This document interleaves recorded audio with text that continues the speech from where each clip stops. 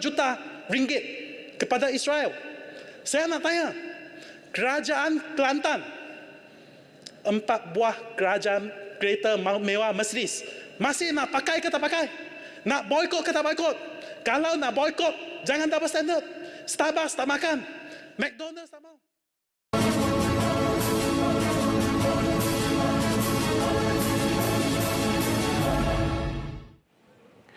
Baik, bertemu kembali langsung dari Parlimen dan masih lagi berlangsung ketika ini persidangan di Dewan Rakyat. Dan izinkan saya kongsi satu jawapan yang kita terima di soalan yang ketiga, iaitu daripada Ahli Parlimen Parit Sulong yang bertanyakan kepada Menteri Kesihatan. Saya bacakan semula persoalan penting ini, iaitu menyatakan status pengoperasian sasaran utama dan pencapaian terkini Pusat Kecemerlangan Kesihatan Mental Kebangsaan yang telah dilancarkan pada bulan Oktober 2022. Dan jawapan yang kita terima pada hari ini iaitu keanggotaan dalam Pusat Kecemerlangan ini ataupun disebut sebagai NCEMH yang berfungsi dengan kapasiti anggota seramai 46 orang yang melaksanakan 5 skop utama, iaitu diperincikan di sini. Yang pertama, promosi kesihatan mental dan pencegahan penyakit mental. Kedua, intervensi krisis kesihatan mental. Ketiga, latihan dan pendidikan kesihatan mental. Keempat, surveillance kesihatan mental. Dan yang kelima, penyelidikan dan inovasi. Dan antara pencapaian yang sempat dikongsikan oleh Yang Berhormat Menteri Kesihatan sebentar tadi, iaitu pertama, pewujudan talian bantuan krisis kesihatan mental talian HEAL 15555, dan yang kedua disebut juga di sini sebagai perkhidmatan kesihatan mental dan sokongan psikososial MPHSS semasa kecemasan, krisis dan wabak bencana. Dan yang ketiga disebut di sini kolaborasi bersama pertubuhan bukan kerajaan NGO, pewujudan modul kesihatan mental MyMinda di dalam aplikasi MySejahtera, dan juga disebut di sini pelaksanaan aktiviti latihan kepada ketua komuniti. Itu antara jawapan yang kita terima secara ringkas daripada jawapan kepada soalan daripada Ahli Parlimen Parit Sulong. Dan hari ini seperti dimaklumkan kepada anda semua pada awal pagi tadi bahawa perbahasan di peringkat jawatankuasa akan diteruskan pada hari ini, dan tumpuan kita pada hari ini iaitu di Kementerian Kesihatan. Seramai 25 ahli parlimen akan membuat penggulungan dan juga perbahasan di peringkat jawatankuasa, dimulakan dengan Yang Berhormat Kuala Selangor dan juga akan diakhiri Yang Berhormat Bentong yang dijadualkan pada hari ini. Baik saudara, saya akan menangguhkan siaran di TV1 ketika ini dan anda boleh terus menonton kami di saluran berita RTM dan menerusi penstriman langsung di pautan yang kami sediakan kepada anda. InsyaAllah esok kita akan berjumpa lagi untuk meneruskan aturan urusan mesyuarat kita di Dewan Rakyat. Sekian saja daripada saya, Khairul Hafiz Yunus dari Sungai ke Segara, Palestin pasti merdeka. Kita berjumpa lagi. Assalamualaikum dan jumpa lagi.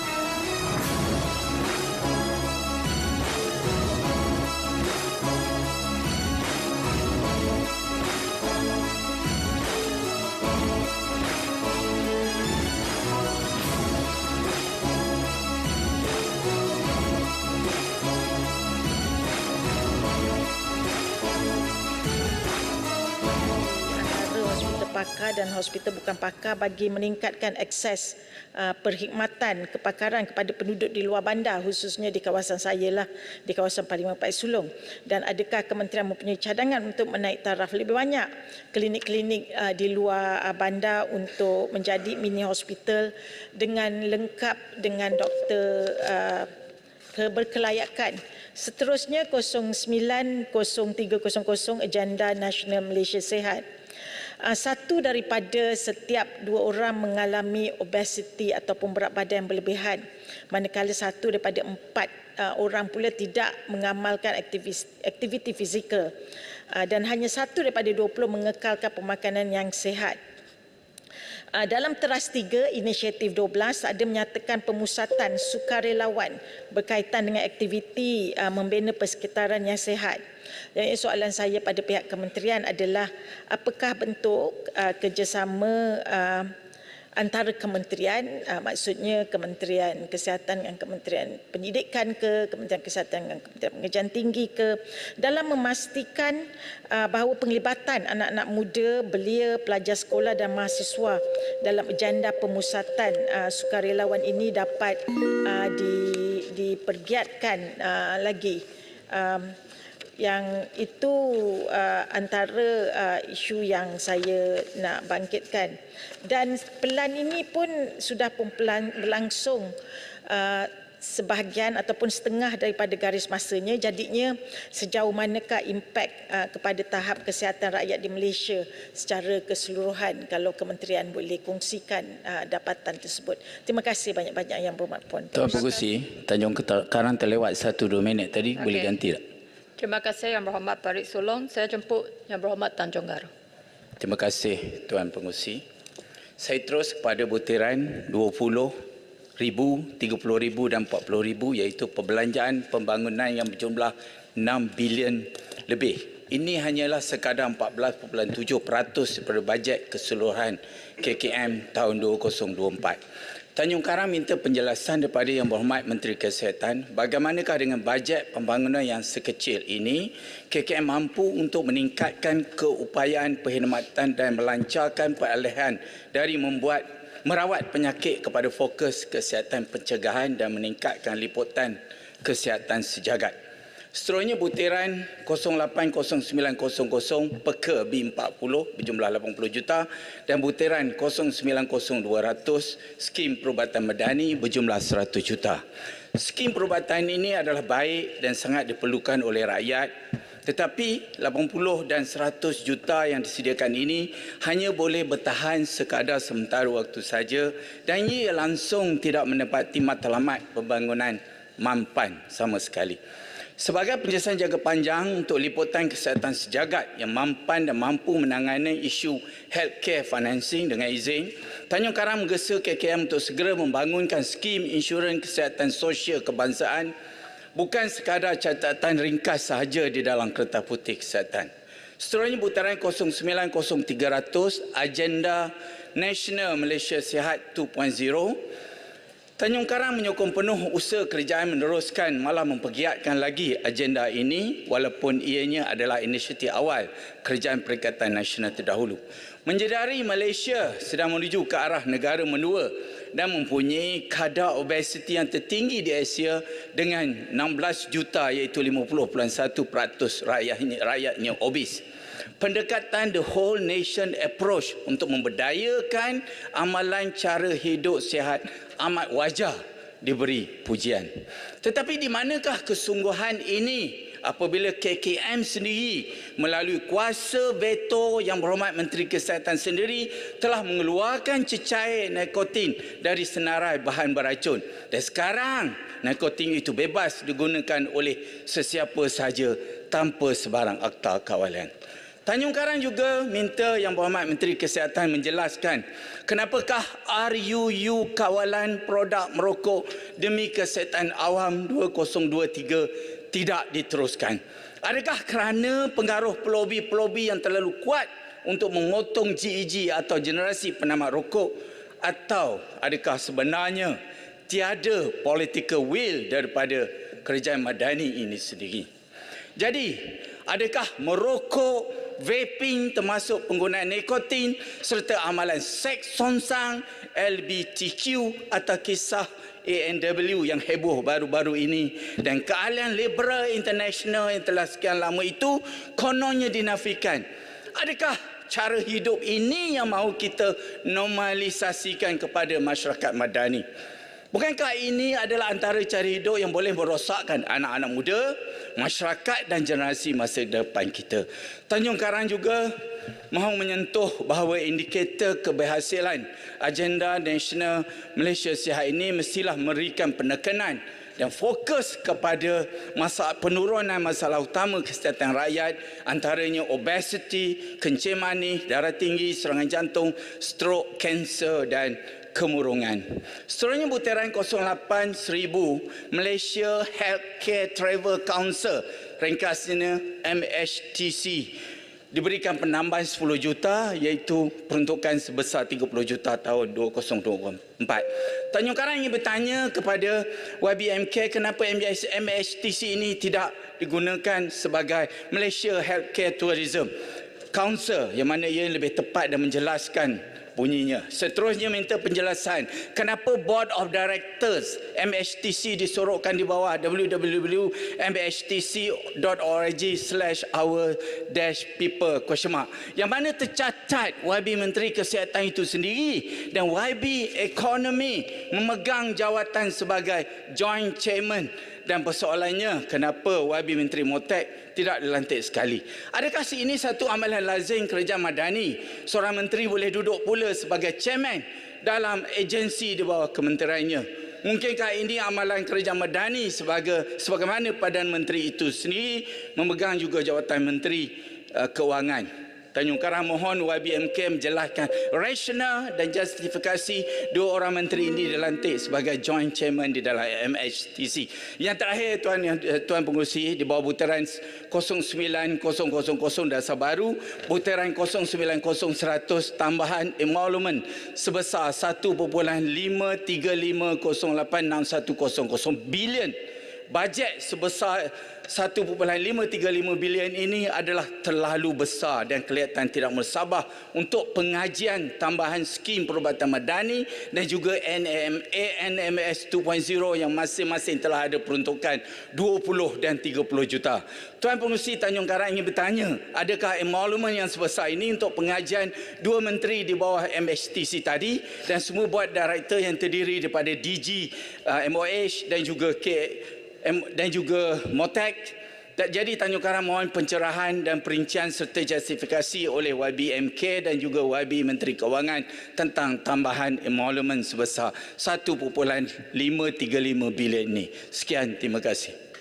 Terima kasih Yang Berhormat Tanjung Karang. Saya jemput Yang Berhormat Kuala Nerus. Terima kasih Bang Usi. Bismillahirrahmanirrahim. Assalamualaikum warahmatullahi wabarakatuh.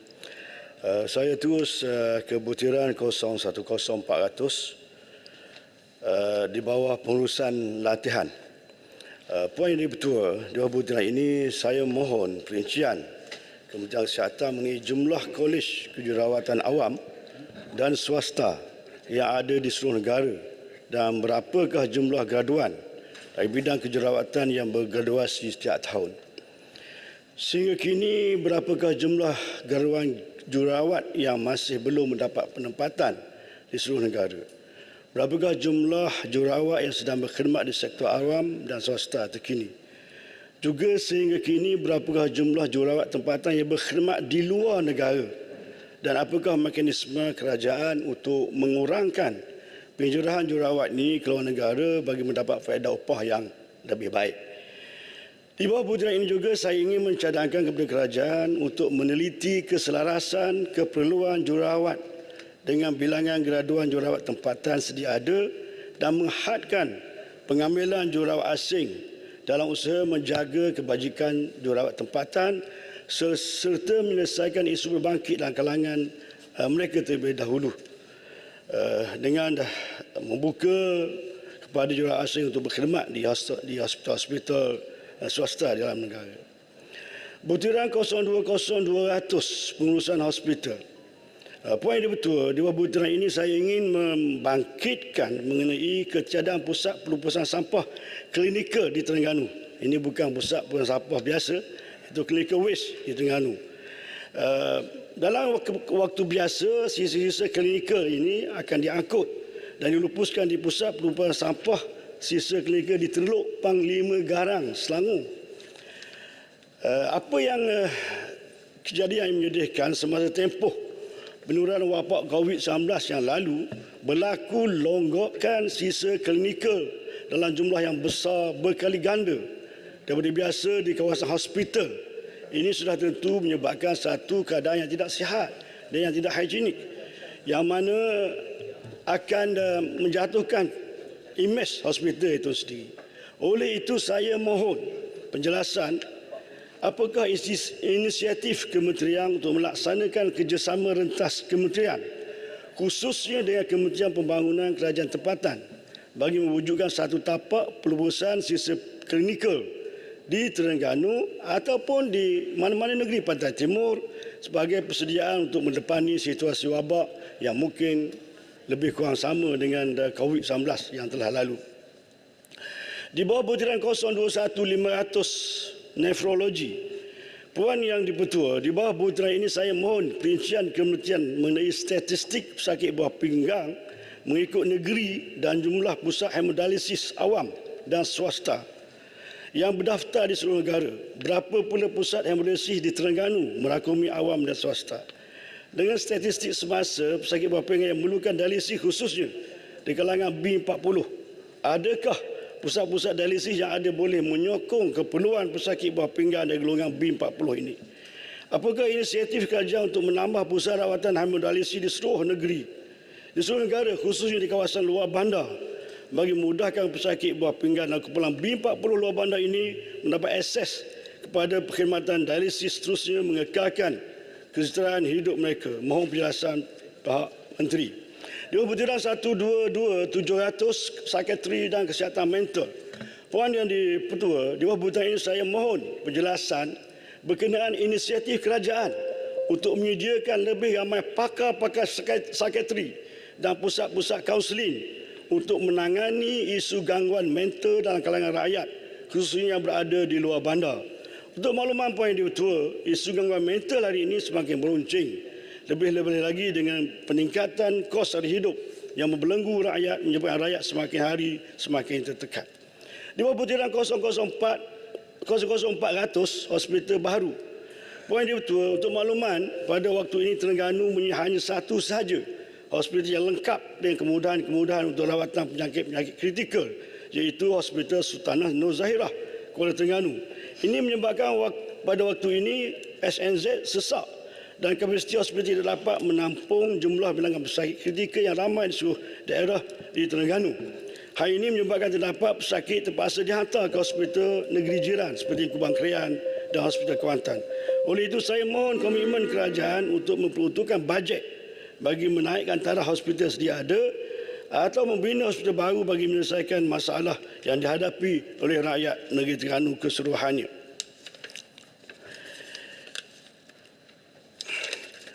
Di bawah butiran 00500 pendidikan dan pembangunan R&D, Puan Yang Dipertua, mengambil kira vaksin pandemik COVID-19, berapakah peruntukan diberikan untuk memastikan kajian ataupun R&D berkenaan pembangunan vaksin untuk diterus diperkasakan bagi menghadapi kemungkinan wabak baharu yang akan berlaku di masa hadapan? Harap penjelasan daripada pihak kerajaan. Sekian, terima kasih. Terima kasih Yang Berhormat Kuala Nerus. Saya jemput Yang Berhormat Ledang. Assalamualaikum warahmatullahi wabarakatuh. Salam sejahtera. Terima kasih Puan Pengerusi atas peluang untuk Ledang membahaskan anggaran perbelanjaan bagi Kementerian Kesihatan Malaysia peringkat jawatan kuasa ini. Terlebih dahulu saya juga ingin ambil kesempatan untuk mengucapkan selamat Hari Kanak-kanak Sedunia pada hari ini dengan tema untuk kita mempromosi kebersamaan, kesedaran dan meningkatkan kebajikan kanak-kanak, terutamanya kanak-kanak di Semenanjung Gaza. Jadi kita harap kita ada semangat untuk mengangkat anak-anak kita di mana-mana sahaja sebagai anak kita masa depan kita.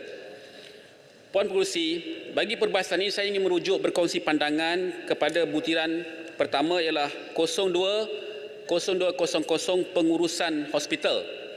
Dalam keluarga saya, Puan Pengerusi dan saya rasa ramai lagi, kita ada dalam keluarga saya saja ada 5 anggota keluarga yang berkhidmat dengan KKM sebagai doktor ataupun lain-lain jawatan. Dan saya fahami dan amat menghargai usaha anak-anak bangsa ini untuk kita menyampaikan komitmen kita untuk menyediakan dan menjadi tulang belakang kepada sistem kesihatan negara. Cuma saya juga nak sampaikan suara di bawah. Saya ingin mendapatkan penjelasan daripada pihak menteri berkenaan dengan kaedah penempatan petugas-petugas kesihatan, terutamanya doktor-doktor. Ini isu evergreen, sentiasa ada, tetapi saya rasa perlu juga diperjelaskan sebab saya difahamkan bahawa kaedah ini ada menimbulkan sedikit kerunsingan. Sebagai contoh, ramai doktor yang mendapat penempatan di Sabah dan di Sarawak walaupun masih banyak yang ada kekosongan di Semenanjung. Jadi saya maklum bahawa memang ada keperluan di Sabah dan Sarawak, tapi pada masa sama juga perlu lihat kenapa ada kekosongan di Semenanjung dan ada kesesakan yang berlaku. Nisbah doktor kepada pesakit pun kita tak dapat penuhi, 1 kepada 400 orang, tetapi kita masih lagi tidak mengisi kekosongan tersebut di Semenanjung. So saya harap perkara itu dapat menyelesaikan, mengurangkan, merungkaikan kerumitan yang ada terutama kepada petugas-petugas kesihatan di bawah ini. Yang kedua ialah berkenaan dengan butiran 00600 ubah suai, naik taraf dan pembaikan. Saya sambut baik dan mendukung usaha kerajaan hari ini dan KKM terutamanya atas komitmen untuk memperkasakan infrastruktur fasiliti kesihatan negara, dan kita belanjakan peruntukan yang agak besar juga. Malah dah disebutkan dalam ucapan Yang Berhormat Perdana Menteri bahawa akan dinaik tarafkan sebanyak 26 buah hospital. Jadi saya lihat bahawa ini satu perkara yang boleh diperjelaskan lagi, dan saya mohon untuk pihak menteri menjelaskan kedudukan terkini dan keperluan mendatang dari aspek keuangan bagi mencapai sasaran status fasiliti kesihatan yang efektif. Saya sebutkan ini kerana saya rasa kita boleh ambil contoh daripada negara-negara lain. Ada kaedah di mana mereka menggunakan sedikit cara yang agak radikal seperti yang berlaku di Sweden. Secara ringkas, peruntukan kewangan sistem kesihatan di Sweden ini dia diuruskan oleh sebuah jawatan kuasa daerah ataupun county councils dan membawa kepada pembahagian punca kuasa itu yang berbeza dengan di Malaysia. Jadi maknanya kita perturunkan punca kuasa itu di peringkat county tadi, dan jawatan kuasa ini ada kuasa untuk pantau pengurusan hospital tempatan, penglibatan pihak swasta tempatan dan lain-lain. Mungkin kita boleh lihat bagaimana cara dilaksanakan oleh negara-negara lain ini. Tapi saya faham cara untuk kita laksanakan ini berbeza. Malaysia ni ada cara kaedahnya tersendiri, mungkin sukar untuk kita lakukan ataupun ikuti. Tapi saya percaya ini perlu dilakukan. Tak boleh ada satu keadaan yang seperti biasa, business as usual dengan izin. Jadi saya yakin kementerian akan ada usaha-usaha untuk melihat kaedah-kaedah yang boleh diamalkan, dan mohon supaya dapat dikongsikan dan kita boleh sama-sama dokong dan bantu untuk kukuhkan sektor penting ini. Puan Pengerusi, berkenaan butiran ini juga saya mohon untuk menteri menjelaskan, ambil kesempatan sikit dari segi kawasan, apakah status naik taraf hospital Tangkak. Sebab hospital ni dah lebih tua daripada kita, lebih tua daripada Perdana Menteri yang lepas pun, lebih daripada 100 tahun. Dan selepas beberapa siri lawatan ke hospital Tangkak ni, saya lihat proses naik taraf itu belum gerak dan mesti disegerakan. Selain itu, apakah status naik taraf klinik-klinik kesihatan dalam Parlimen Ledang? Saya tahu ada peruntukan yang telah disediakan untuk naik taraf klinik-klinik kesihatan ini, baik pulih yang uzur ada sejumlah 300 juta ringgit.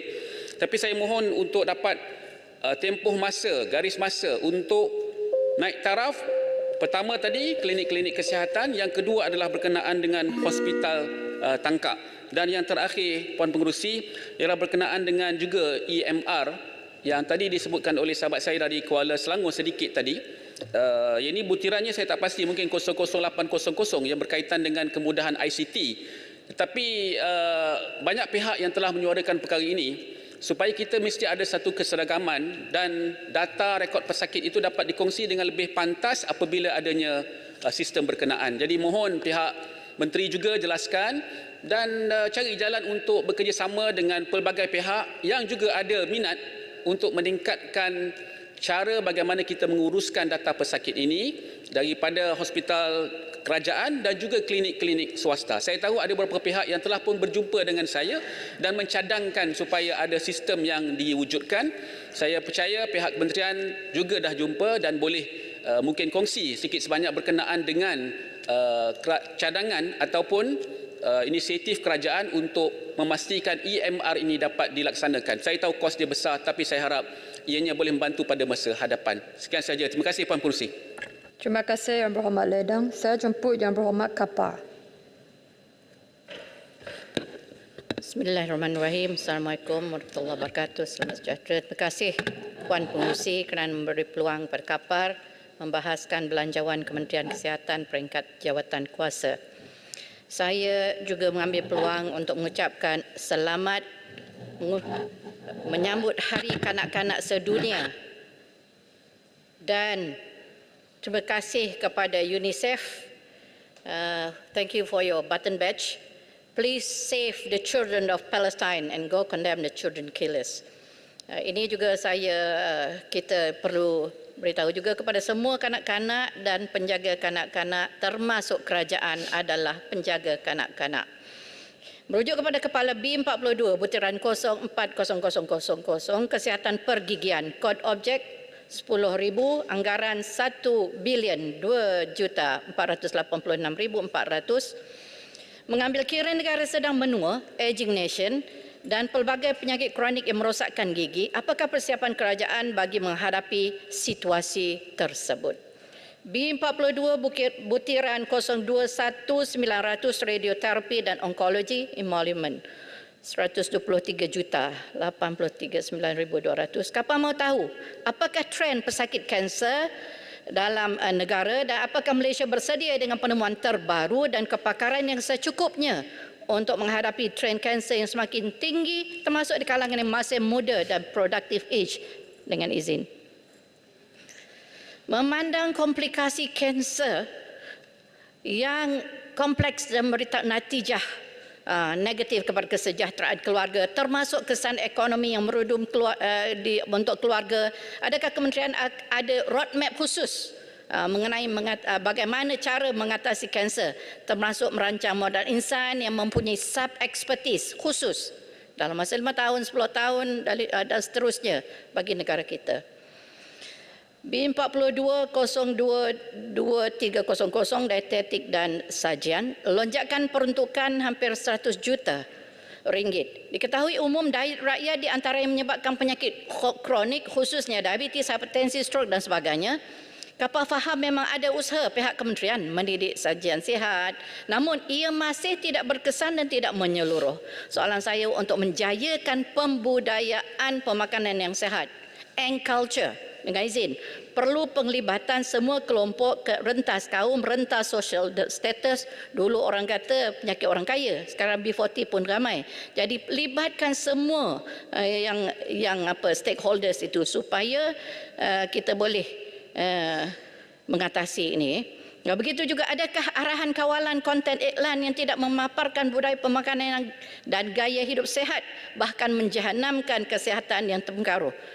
Iklan bagi P42 butiran perkhidmatan luar bandar 00201 anggaran lonjakan ketara dari tahun 2023. Klinik Kesihatan Meru dalam Parlimen Kapal memerlukan upgrade yang serius. Dengan izin, stor ubat penuh padat, kawasan konsultasi sempit, bangunan lama, rumah kuartus yang uzur dan tak boleh diduduki, penghawa dingin tidak berfungsi, dahlah sesak, bilik kaunseling remaja kurang selesa.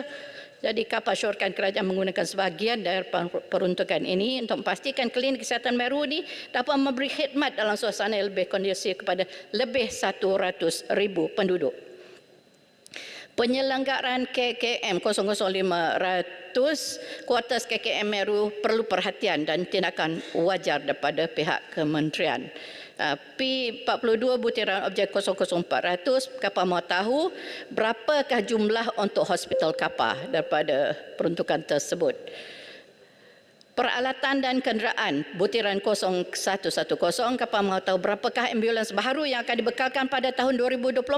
Servis ambulans daripada Hospital Kelang tidak mencukupi dan selalu lambat. Ambulans yang dipusatkan untuk menserviskan di Meru, sementara dan sebagainya jauh dan lambat. Jadi kita mintalah tindakan daripada kerajaan. B42 Pusat Kecemerlangan Kesihatan Mental Kebangsaan. Kapan mahu tahu perincian sasaran utama program dan ROI program ini? Sejauh manakah kita telah mencapai tahap kebersediaan negara menghadapi lonjakan kes isu kesihatan mental terutama di kalangan remaja belia dan juga mungkin dari kalangan pesara? Apakah bentuk naik taraf yang kerajaan lakukan sekarang di hospital dan klinik kerajaan seluruh Malaysia bagi menangani isu kesihatan mental ini? Tak payah pergi hospital, boleh pergi ke klinik sahaja. Juga dasar baru skim perubatan madani 100 juta. Kapan mahu tahu bagaimanakah kerajaan memastikan rakyat Malaysia dapat memanfaatkannya? Adakah akses permohonan dalam talian supaya tiada rakyat yang layak tercicir daripada bantuan kerajaan dan untuk memastikan ketelusan? Sikit lagi, adakah segala pengesahan borang permohonan dari rakyat boleh disahkan oleh semua ahli parlimen termasuk kami ini dapat pembangkang kerana wakil rakyat adalah paling hampir kepada rakyat. Jadi saya mohon, terima kasih banyak kepada pengerusi. Terima kasih. Mohon jangan tak dijawab pula Menteri Kejaya tak jawab. Terima kasih Yang Berhormat Kapar. Saya jemput Yang Berhormat Betong. Terima kasih Puan Pengerusi telah memberi peluang kepada saya untuk terlibat bagi membahaskan di peringkat jawatankuasa itu maksud B dan P42 Kementerian Kesihatan. Saya terus kepada butiran B030000 iaitu kesihatan awan dan sub butiran B030300 kawalan penyakit. Saya nampak sebanyak 950.36 juta ringgit disediakan dan betul dengan ini ingin membangkitkan mengenai masalah penularan penyakit rabies di Sarawak yang telah masuk kepada tahun ke-6 sejak ianya diisytiharkan pada 1 Julai 2017. Saya juga ingin mengucapkan terima kasih kepada KKM di atas usaha dan perkhidmatan untuk menyediakan segala penerawatan kepada kes gigitan pada haiwan. Rabies seperti yang kita tahu ialah penyakit zoonotik yang akibat gigitan anjing gila ataupun haiwan lain, dan selain daripada KKM, Jabatan Perkhidmatan Veteriner di bawah Kementerian Pertanian juga bertanggungjawab menangani ancaman rabies. Dan oleh itu mungkin minta Menteri memberi apakah situasi terkini kes rabies di kalangan manusia di Sarawak sehingga ke hari ini. Dan berapakah jumlah fasiliti KKM di seluruh negeri Sarawak yang telah dikenal pasti bagi menyediakan segala perkhidmatan rawatan gigitan haiwan termasuk pemberian vaksin anti rabies. Adakah semua hospital KKM di Sarawak menyediakan perkhidmatan suntikan rabies immunoglobulin ataupun RAG kepada kes-kes yang berisiko tinggi? Dan betul juga ingin minta Menteri menyatakan berapakah jumlah peruntukan yang dihaskan untuk menyediakan perkhidmatan rawatan gigitan haiwan termasuk pemberian vaksin anti rabies. Seterusnya saya ke butiran B090000 iaitu dasar baru dan sub butiran 090200 skim perubatan medani. Dan tahun 2024 sebanyak 100 juta telah disediakan, dan betul menyambut baik inisiatif di bawah dasar baru ini iaitu skim perubatan medani yang diwujudkan bagi menampung segala keperluan kesihatan untuk golongan B40 terhadap penjagaan kesihatan prima akut, di mana penerima sumbangan tunai STR ini itu dalam kalangan B40 boleh mendapatkan rawatan di klinik perubatan swasta yang berdaftar di bawah skim ini. Dan oleh itu betul minta Menteri menjelaskan apakah kaedah agihan belanja ini kepada negeri-negeri dan wilayah nanti, dan berapakah jumlah penerima yang disasarkan akan mendapat manfaat dari inisiatif ini. Bagaimanakah kerajaan mengatasi segala masalah rakyat di kawasan pedalaman seperti kita di Sabah dan Sarawak yang jauh atau tiada klinik perubatan swasta yang berdaftar di bawah skim perubatan medani di setengah-setengah penikuasaan penilua bandar. Dan seterusnya ke butiran P00600 iaitu ubah suai, naik taraf dan pembaikan. Sejumlah agihan belanja yang agak besar iaitu 307 juta ringgit disediakan tahun hadapan, dan untuk maklumat menteri di kawasan saya ada 3 buah klinik KK iaitu yang agak memerlukan ubah suai dan naik taraf dengan segeralah. Ketiga-tiga KK ini dibina dahulu dengan menggunakan kayu dan strukturnya amat kurang selamat, dan oleh itu Betong mohon dipertimbangkanlah agar beberapa klinik kesihatan yang daif ini untuk diberi keutamaan bagi kerja ubah suai, naik taraf dan pembaikan, dan diganti dengan bangunan konkrit yang lebih selesa dan selamat. Dan KK yang saya maksudkan ialah klinik kesihatan Kampung Tui, klinik kesihatan dengan 3 layar, klinik kesihatan dengan Mujau, Sepak Betong, dan akhir sekali iaitu kemudahan kuartus luar bandar. Berkaitan dengan ketiga-tiga klinik itu tadi juga Betong menyambut baik penambahan belanja sebanyak 11.027 juta ringgit tahun depan ya untuk tujuan ini. Jadi oleh itu Betong amat juga mengharapkan ketiga-tiga klinik juga yang mempunyai kuartus yang daif dipertimbangkan juga.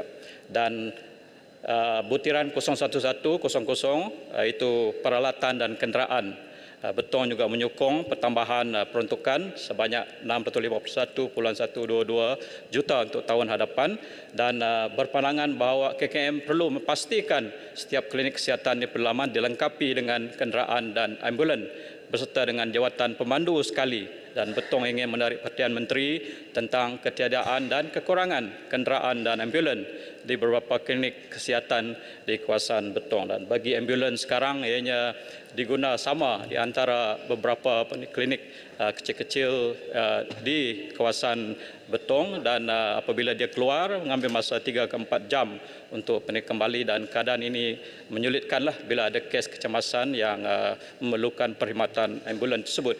Jadi begitu juga dengan kenderaan yang juga diperlukan untuk urusan penghantaran sampel-sampel untuk ujian mamal dan sebagainya. Dan oleh itu Betong mintalah kerajaan memberi keutamaan agar setiap klinik kesihatan lebih-lebih lagi di pedalaman disediakan dengan sebuah ambulan dan kenderaan dengan segera. Sekian, terima kasih. Terima kasih Yang Berhormat Betong. Saya jemput Yang Berhormat Kulim Bandar Baru. Baik, terima kasih kepada pengurusi memberi masa untuk saya berbahas dalam Kementerian Kesihatan Malaysia. Assalamualaikum warahmatullahi wabarakatuh dan salam sejahtera. Saya terus kepada butiran 0300 peruntukan bagi kemudahan penyakit sebanyak RM950.3 juta pada tahun 2024 berbanding dengan 913.1 juta saja pada tahun 2023. Jadi Kulim ingin bertanya kepada Kementerian Kesihatan, adakah kerajaan bercadang untuk menyediakan peruntukan khas sebagai kesiapsiagaan menghadapi prospek penyakit Act berdasarkan saranan Pertubuhan Kesihatan Sedunia WHO sebelum ini, serta langkah pencegahan yang diambil berdasarkan pengalaman lalu dalam menangani pandemik COVID-19, virus Nipah dan SARS. Tuan Yang di-Pertua, saya juga ingin bertanya kepada Kementerian Kesihatan, apakah langkah pencegahan KKM ekoran 2 kes baharu jangkitan cacar monyet yang membabitkan 2 lelaki warga tempatan seperti yang disahkan oleh KKM pada 30 Oktober yang lalu.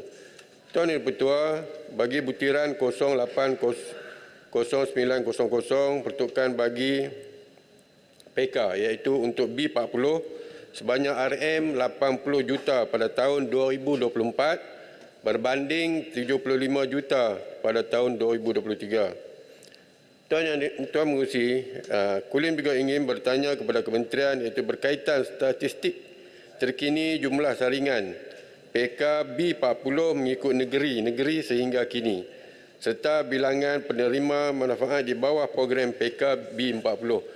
Dan adakah kementerian bercadang untuk memperluaskan skop saringan kesihatan kepada penyakit kanser yang lain di samping insentif melengkapkan rawatan kanser yang sedia ada?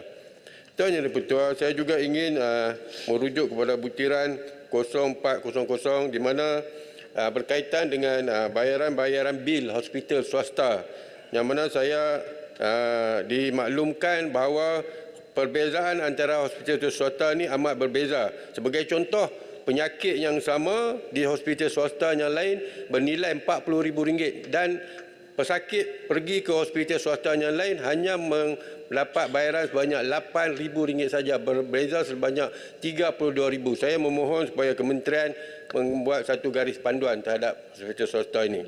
Boleh jelas sikit, Tanjung Karang? Ya, sila. Adakah Kulim Bandar Baru bersetuju dengan saya bahawa caj rawatan di hospital-hospital swasta ini akan meningkat berkali-kali ganda sekiranya pembiayaan tersebut ditanggung oleh pihak insurans? Jadi caj rawatan di hospital swasta ini sebenarnya bukanlah tergantung kepada kos sebenar rawatan tersebut, tapi adanya manipulasi untuk membuat duit. Terima kasih. Terima kasih Tanjung Karang. Saya amat bersetuju kerana dan masukkan ke dalam bahasan saya, teks bahasan saya, dan kerana kos untuk bayaran hospital swasta ini amat melambung sekali. Dan seterusnya bagi butiran 0400 hospital baru, saya juga ingin bertanya kepada kementerian, iaitu berkaitan dengan hospital daerah Bandar Baru, yang walaupun 2-3 kali saya dah berbahas dalam Dewan ini, tapi masih belum ada jawapan yang konkret untuk memberi satu hospital yang baru untuk mengurangkan kesesakan di Hospital Kulim. Walaupun di Hospital Kulim saya mendapat jawapan daripada kementerian untuk membuat penambahan bangunan, tetapi oleh kerana Kulim adalah satu kawasan yang pesat membangun berhampiran dengan high-tech industri, menyebabkan terlalu banyak penambahan penduduk di situ, dan untuk mengelakkan daripada kesesakan, mengurangkan daripada 20 ataupun 30% daripada kesesakan di Hospital Kulim, saya mengharapkan hospital di daerah Bandar Baru diberi kepada daerah Bandar Baru untuk mengurangkan kesesakan di Hospital Kulim, walaupun saya mendapat tahu bahawa ada beberapa syarat lagi yang belum mencukupi, tapi saya mohonlah kementerian, orang kata berilah orang kata pejamatan lah, ihsan lah untuk mendapatkan hospital di Kulim ni, di Bandar Baru.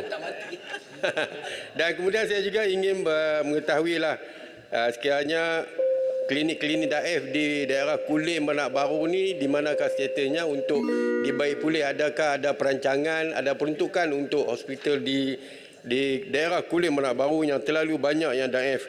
Dan juga saya juga memohon supaya tambahan ambulan di kawasan Parlimen Kulim Bandar Baru, di mana baru ni ada satu kes di mana berlaku berhampiran dengan saya sendiri, iaitu pada awal pagi di mana seorang waris hendak menghantar anaknya ke sekolah, tiba-tiba mengalami aksiden dan menunggu hampir 1.5 jam baru datang ambulan untuk bawa ke hospital. Ini amat menyedihkan. Saya takut kerana kekurangan ambulan ini boleh menyebabkan kematian. Jadi saya mengharaplah kalau boleh pihak kementerian bukan saja di Parlimen Kulim Bandar Baru, kalau boleh tengoklah di seluruh negara tentang kekurangan ambulan. Kalau ada pun terlalu daif, ambulan yang terlalu daif, dan saya mohonlah kalau boleh beri perhatian yang amat serius terhadap ambulan-ambulan yang berada di seluruh negara, terutama sekali di Kulim Bandar Baru. Sekian, terima kasih. Terima kasih Yang Berhormat Kulim Bandar Baru. Saya jemput Yang Berhormat Rasa. Terima kasih Yang Berhormat Pengerusi atas peluang yang diberikan kepada saya mengambil bahagian dalam maksud bekalan dan pembangunan 42. Pertama, saya ucapkan syabas dan tahniah kepada Kementerian Kesihatan atas peningkatan peruntukan pembangunan kepada 6 bilion pada belanjawan 2024 kali ini. Ada peningkatan lebih 1 bilion berbanding dengan belanjawan sebelumnya. Tetapi ia bukanlah peruntukan pembangunan yang paling tinggi untuk Kementerian Kesihatan. Kita pernah merekodkan pada belanjawan 2021 dengan peruntukan pembangunan 8.6 bilion ketika itu. Jadi saya mohon boleh, sekiranya boleh, kerajaan patut memberikan fokus kepada peruntukan pembangunan KKM. Sebab di sinilah fasiliti ataupun kemudahan kesihatan di seluruh negara dapat dinaik taraf. Sebab yang yang bekalan tu untuk pengurusan dan sebagainya. Jadi saya mohon Yang Berhormat Menteri kalau boleh pada tahun akan datang melonjakkannya kepada 8 bilion terutamanya untuk untuk peruntukan pembangunan. Perkara pertama yang saya nak sebutkan ialah berkenaan dengan butiran 021500 di bawah tajuk nefrologi. 60 juta diperuntukkan, saya nampak ianya untuk emolument dengan penjawatan 3,280 orang. Maknanya jumlah kaki tangan ataupun doktor ataupun pegawai perubatan yang terlibat sama. Maksudnya kemudahan ataupun kemudahan peralatan yang sedia ada pun sama. Saya nak menarik perhatian Yang Berhormat Menteri berkenaan dengan tajuk ini. Mesin dialisis di Hospital Tuanku Jaafar Seremban tidak mencukupi. Dan ramai pesakit yang telah lama berdaftar, beratur panjang, tunggu lama, masih belum mendapat kemudahan. Mereka ni termasuk antara yang tak ada kemudahan daripada mana-mana agensi termasuk SOCSO. Jadi mereka ni kalau nak pergi swasta tu berat. Tak mungkin mereka dapat menanggung. Lagipun ianya kita tahulah kalau dialisis tu sepanjang hayat. Ia menelan belanja yang sangat besar. Jadi saya mohon supaya kerajaan memberikan fokus kepada bahagian ini sebab dia melibatkan rawatan sepanjang hayat lah, senang cerita. Kalau orang tu umur dia boleh hidup sampai umur 80-90 tahun, memang sepanjang hayat dia kena buat dialisis. Jadi saya nak tanya, ada tak program ataupun perancangan daripada KKM untuk menaik taraf menambahkan fasiliti dialisis di HTJ? Sebab Hospital Tuanku Jaafar adalah hospital utama di Negeri Sembilan. Dia bukan sahaja untuk penduduk Seremban yang ramai, yang padat, tapi ada juga untuk daripada pesakit dari tempat lain. Berkenaan dengan Hospital Tuanku Jaafar juga, Yang Berhormat Menteri, di bawah butiran 00300 peruntukan pembangunan, saya nampak kemudahan hospital mendapat peruntukan yang besar, 875 juta. Bagus, saya menyokong pertambahan ini. Cuma saya nak tanya, daripada 875 juta peruntukan pertambahan ini, berapakah yang diberikan ataupun untuk digunakan untuk menaik taraf kemudahan di Hospital Tuanku Jaafar? Bukan setakat nefrologi yang saya sebutkan tadi, tapi semua jabatan. Ada tak apa-apa berkenaan dengan Hospital Tuanku Jaafar? Sebab Hospital Tuanku Jaafar ni dia bukan setakat untuk penduduk Seremban, tetapi dia menyokong semua daerah di Seremban sebab dia adalah hospital utama. Yang lain tu banyak adalah hospital daerah. Malahan penduduk daripada daerah Sepang, Selangor sendiri juga ramai yang pergi ke Seremban. Seterusnya butiran 040400 kesihatan pergigian kepakaran. Pembinaan pusat bakar pergigian Seremban yang menelan belanja 26 juta sedang dalam proses pembinaan. Berlaku kelewatan. Jadi saya nak tanya kepada Yang Berhormat Menteri, apakah kelewatan ini akan menyebabkan, dia sepatutnya siap dalam waktu sekarang ni, tapi ia akan ditangguhkan pada tahun depan. Saya tahu ia bawa ICU, bukan bawa KKM pembinaannya. Cuma saya nak tanya apakah ia menelan belanja dan apakah kapasiti pusat pergigian pakar ini selepas ianya beroperasi. Ada dua perkara lagi. Satu lagi 090200 skim perubatan madani SPM. Saya nampak ianya perkara baru dan ianya telah dilancarkan pada 15 Jun tahun ini dengan peruntukan 100 juta. Saya menyambut baik. Ia satu yang membolehkan penerima STR, sumbangan tunai ramah, daripada golongan B40 yang biasanya tak dapat nak pergi ke klinik swasta. Tapi ini dapat pergi dan ia bukan saja memberikan kemudahan kepada pesakit daripada kategori ini, ia juga dapat meringankan beban daripada klinik kerajaan. Cuma saya nak tanya setakat ni, macam mana sambutan daripada klinik swasta terhadap kemudahan ini dan apakah 100 juta yang diperuntukkan untuk tahun 2024 ni mencukupi untuk menambung sepanjang tahun depan, dan setakat bulan 6 sehingga kini berapakah belanja yang telah digunakan untuk tahun ini. Dan perkara terakhir Yang Berhormat Pengerusi adalah berkenaan dengan 0300 kawalan penyakit. Saya nampak 950 juta. Saya nak sebut dua jenis penyakit. Satu ia berkenaan dengan denggi, kita semua tahu. Di Seremban, di daerah Seremban, saya berikan contoh.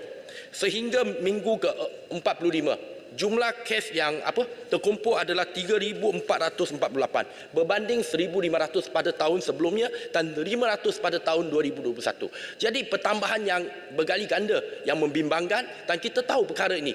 Kalau kita tak ada satu pendekatan baru yang berkesan untuk mengatasi masalah ini, ianya akan berlarutan sampai bila-bila. Jadi saya nak tanya pada KKM melalui PKD, apakah yang boleh dilakukan bersama dengan agensi yang lain? Dia bukan setakat PKD ataupun KKM saja, termasuk PBT dan sebagainya. Apakah kita ada langkah tertentu yang berkesan untuk mengatasi masalah ini? Dan terakhir, bahawa tajuk ini juga berkenaan dengan malaria. Saya nampak dia pertambahan juga, ada banyak kes, dan apakah ada tindakan yang akan dilakukan, yang berkesan yang akan dilakukan oleh KKM untuk mengatasi masalah ini. Sekian saja. Terima kasih Yang Berhormat Pengerusi. Terima kasih Yang Berhormat Rasa. Saya jemput Yang Berhormat Bukit Gantang.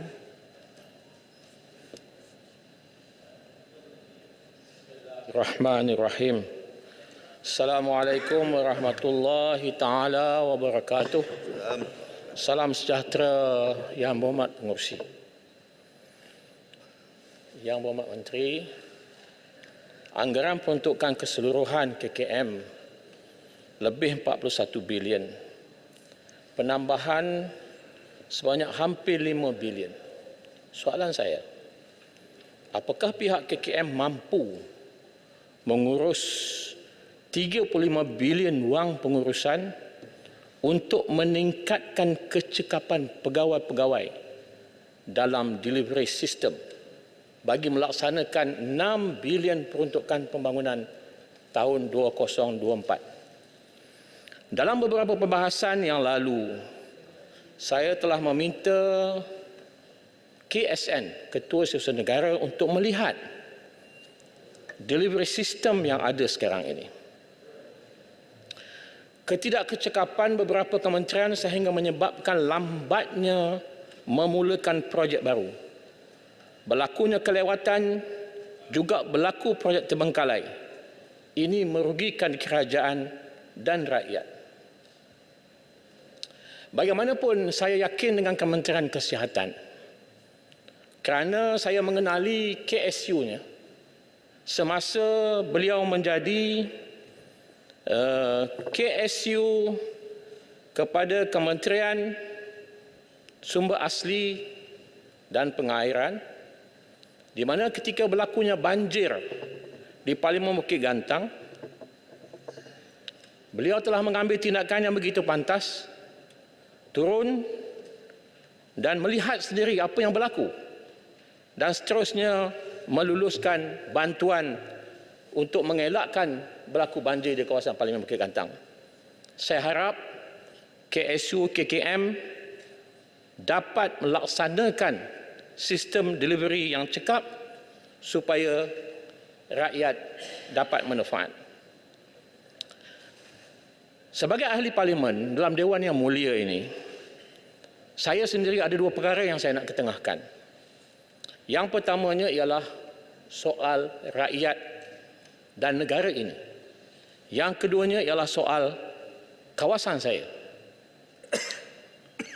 Kami selalu hadir dalam Dewan ini. Walaupun pagi tadi kami ke Istana Kehakiman untuk memberikan sokongan solidariti kepada hukuman syariah, tapi kami dikatakan ponteng. Sebenarnya tak ponteng. Okay, dalam masa yang sama, Bukit Gantang, saya nak tanya sikit. Kalau dikatakan ponteng, bolehkah kita katakan semua menteri penuh yang tak hadir kecuali Menteri Kesihatan ni ponteng pada masa ni? Tanya sikit Bukit Gantang. Pasal Mas, menteri mungkin sibuk untuk mengagihkan peruntukan.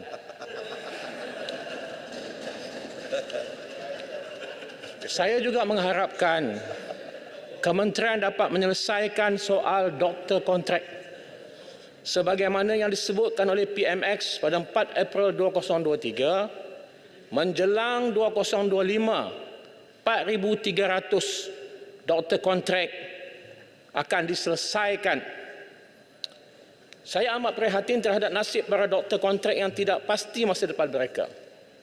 Sedangkan mereka telah bertukus lumus belajar selama bertahun-tahun. Kita bimbang minat pelajar untuk mencuburi bidang perubatan akan menurun. Dan ini akan menyebabkan sasaran 2024 nisbah doktor dan rakyat sukar dilaksanakan. Yang berhormat pengerusi, saya nak sentuh Parlimen Bukit Gantang. Kecekapan dan prihatinnya pegawai-pegawai di peringkat daerah Larut Matang dan selama saya rakamkan dalam Dewan Yang Mulia ini. Saya mendapat kerjasama yang begitu baik. Mereka selalu update apa yang berlaku di daerah dan mereka juga berbincang dengan saya. Contohnya untuk penutupan 2 buah klinik kesihatan disebabkan oleh keselamatan dan juga tidak sesuai lagi. Jadi saya bersetuju, cumanya nak minta tingkatkan pusat kesihatan Terong dengan mengisi semua jawatan-jawatan doktor yang masih kosong. Yang keduanya ialah butiran 00201, 0060, 0070. Saya sebut butiran-butiran ini, sekarang ini rakyat Bukit Gantang sedang mengikuti apa yang saya cakap. Mereka minta saya sebutkan satu persatu. Dan mereka telah sebut pada saya, Datuk dah minta macam-macam. Tapi tidak ada jawapan. Saya pun tak faham dah minta macam mana lagi. Dan pada tengah hari ini, saya nak memohon upgrade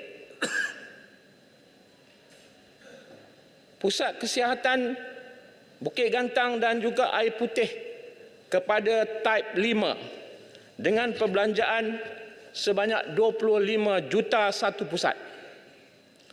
Saya minta lagi sekali. Saya memang sekarang ni minta macam-macam. Apakah kerajaan nak bersetuju atau tidak?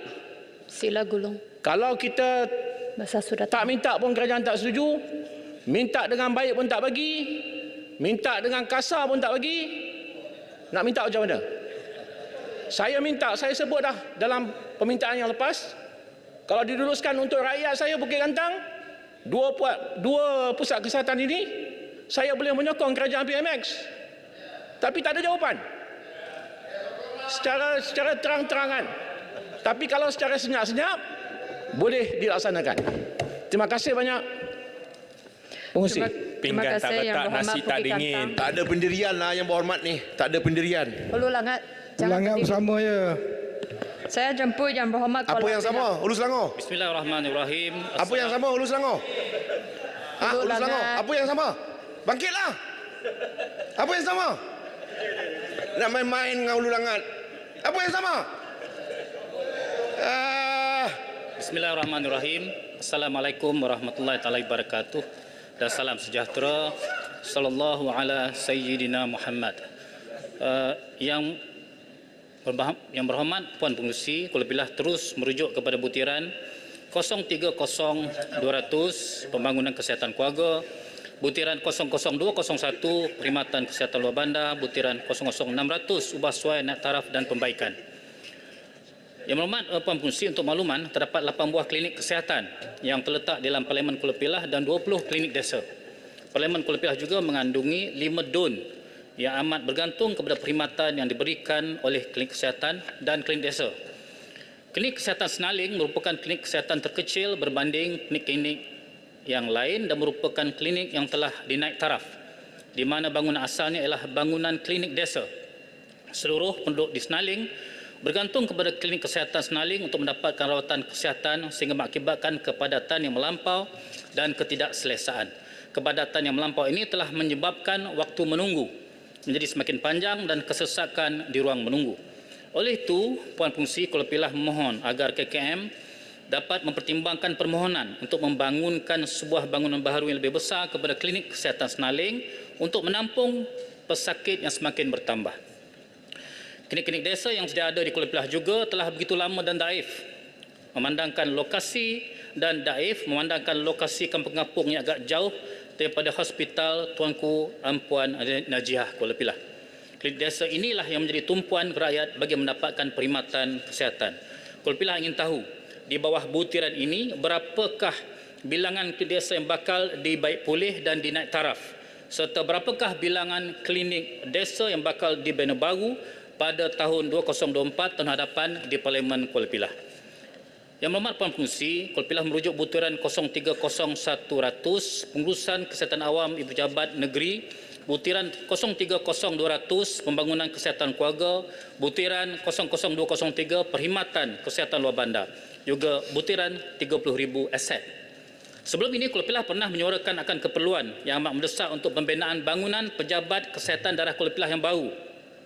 Memandangkan bangunan sedia ada yang telah berusia setengah abad sudah terlampau uzur dan usang. Saiz bangunan yang kecil dan terpaksa menempatkan kaki tangan yang ramai juga menyebabkan kesesakan yang teruk di dalam bangunan pejabat. Ruang pejabat yang sempit dan tidak kondusif menyebabkan terdapat beberapa unit di bawah pejabat kesihatan daerah Kuala Pilah ini terpaksa ditumpangkan di bangunan lain. Timbul juga masalah berkaitan kekurangan ruang meletak kenderaan kerana terpaksa berkongsi dengan pejabat kerajaan lain. Namun begitu, perkara yang paling membimbangkan adalah mengenai keselamatan kerja memandangkan struktur bangunan sudah usang dan daif. Malah sistem pendawaian elektrik juga tidak selamat, sistem perpaipan air sudah terlalu lama dan usang. Kuala Pilah berpandangan dalam usaha kita ingin memberikan perkhidmatan kesihatan yang terbaik untuk rakyat, keselesaan dan kesejahteraan petugas kesihatan juga wajar diberikan perhatian oleh KKM. Jika kita tidak mampu untuk menaikkan upah atau gaji dalam masa terdekat, sekurang-kurangnya kita boleh menawarkan sesuatu faktor penarik kepada petugas-petugas kesihatan ini daripada aspek yang lain. Puan Pengerusi, oleh itu, Kuala Pilah amat berharap agar KKM dapat mengambil serius cadangan untuk membina bangunan baru bagi pejabat kesihatan daerah Kuala Pilah ini supaya ianya dapat mewujudkan keselesaan kepada staf pejabat kesihatan daerah tersebut. Puan Pengerusi, Kuala Pilah merujuk kepada butiran 080800, butiran 01100 peralatan dan kenderaan. Selama ini kerajaan telah membelanjakan kos yang amat besar bagi perolehan peralatan perubatan di fasiliti KKM memandangkan kebanyakan peralatan ini berteknologi tinggi dan diimport dari luar negara. Sebelum ini Kuala Pilah semasa membahaskan bajet di peringkat dasar pernah mencadangkan agar kerajaan melihat kepada kaedah leasing dengan izin ataupun pajakan untuk perolehan peralatan perubatan dan peralatan pejabat kerana ianya lebih menjimatkan dan praktikal kerana kita hanya perlu membayar kos pajakan sahaja. Segala kerja pembaikan akibat kerosakan atau penyelenggaraan akan dibuat oleh pemilik pajakan.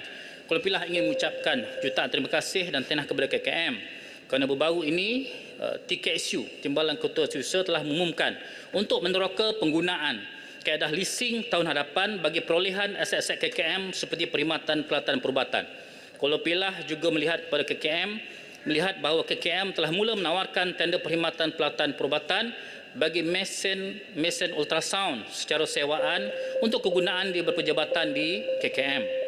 Kuala Pilah ingin bertanya, selain daripada mesin ultrasound ini, apakah aset-aset lain yang bakal diperolehi menggunakan kaedah leasing ini? Puan Pengerusi, di bawah butiran 080800, ini juga Kuala Pilah ingin memohon agar KKM dapat membekalkan ambulan tambahan kepada Hospital Tuanku Puan Najah Kuala Pilah. Justifikasi permohonan ini adalah kerana Ishtan merupakan hospital kedua terbesar di Negeri Sembilan, di mana Hospital Tunku Jaafar seringkali menghantar pesakit bagi menjalani rawatan dan pembedahan di Ishtan.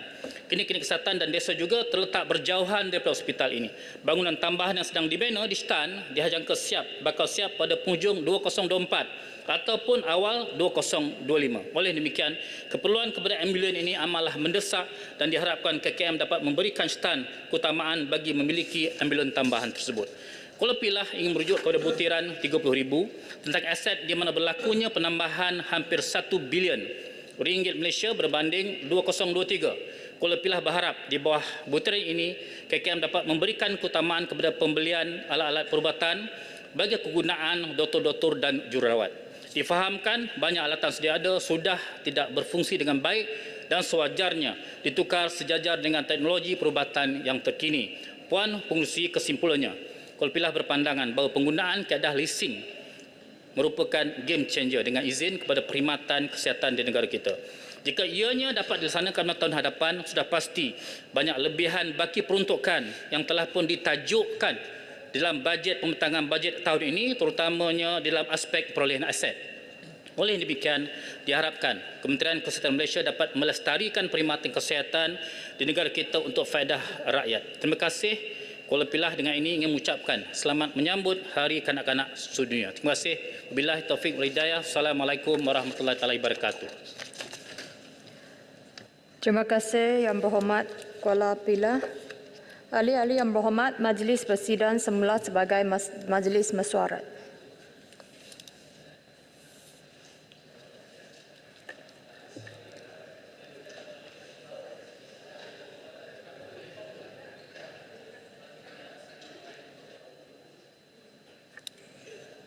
Ahli-ahli Yang Berhormat, mesyuarat ditangguhkan dan akan disambung semula jam 2.30 petang nanti. Terima kasih.